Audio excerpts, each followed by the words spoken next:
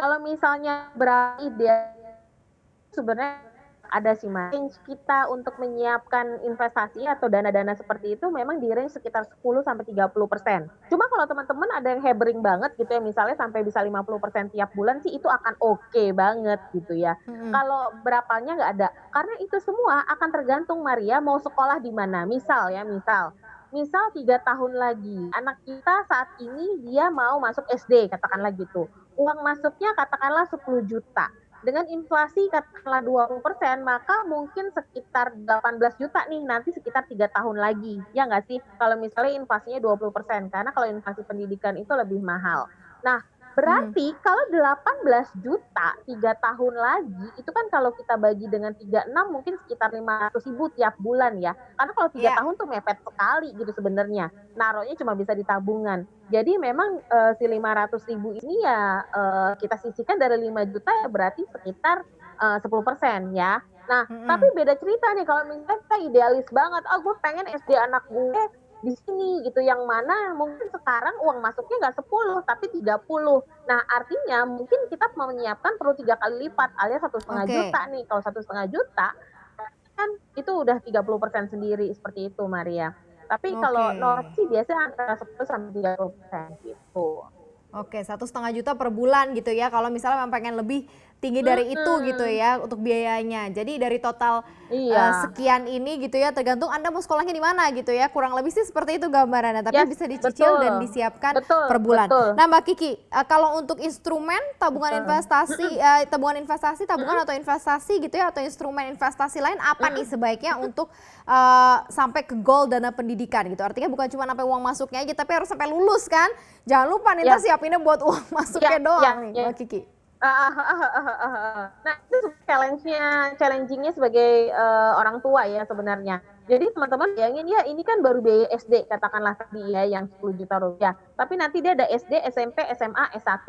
Nah, kadang-kadang orang tua tuh jadi takutnya adalah ketika semuanya ditarik ke depan, itu udah pasti ngeri banget, terutama buat teman-teman yang masih berjibaku dengan keuangannya nih, rumah tangga baru atau misalnya, mungkin masih terbatas gitu ya. Jadi, Mhm. mau Ya. tidak mau kita menggunakan konsep yang namanya prioritas, gitu, mau tidak mau. Kalau misalnya ada semua sih nggak masalah, karena kalau misalnya mau ideal nih ya, kadang-kadang yang saya hitung nih kalau dari klien, kadang-kadang bisa-bisa tuh kayak 30-70% tuh adalah hanya untuk tabungan gitu, kalau mau ideal. Mau ideal Oke. dari SD, SMP, SMA, sampai S1 gitu ya. Itu kan, Mhm. buat banyak orang sangat tidak ideal lah, 70% lah, kita makannya gimana sehari-hari, belum mikirin dana darurat dan kawan-kawan ya. Nah, Mhm. jadinya nih, mau tidak mau kita membuat prioritas, Maria. Nah, pertama prioritas dulu nih, sebelum kita menentukan instrumennya. Nah, prioritasnya, makanya perlu kita prioritaskan sebenarnya kalau dia masih baby atau misalnya masih kelas-kelas awal, adalah sekolah di SD sama S1 sebenarnya. Gitu. Jadi SD sama S1 yang diprioritaskan. Kenapa? Oke. Karena kalau SD, dia itu biasanya memakan biaya paling besar, biasanya. Karena kan kita 6 tahun loh bakal ada di sekolah tersebut. Jadi Mhm. memang, angkanya biasanya tuh jedir banget sih 6 tahun ini. Nah, kenapa S1 nih ya kok lompatin SMP dan lompatin SMA? Karena S1 juga sama seperti SD, biasanya biayanya besar sekali.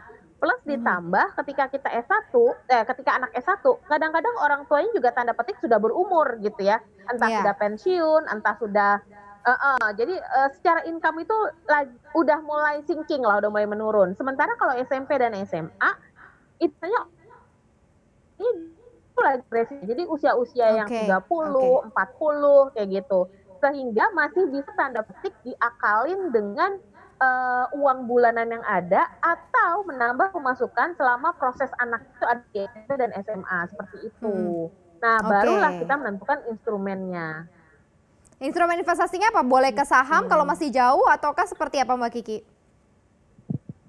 Oke, kalau misalnya teman-teman punya, apa namanya, anak yang akan 3 tahun lagi gitu ya, ini 3 tahun lagi nih. Kalau 3 tahun lagi memang ke tabungan atau deposito, jadi nggak bisa gerak ke mana-mana. Kalau 5 tahun lagi mungkin masih bisa kayak ke reksadana pasar uang. Oke. 5 sampai 10 mungkin masih bisa ke reksadana Ya. campuran atau reksadana pendapatan tetap. Oke. Atau Mhm. kalau misalnya di atas 10 tahun bisa ke reksadana saham atau ke sahamnya langsung, seperti itu.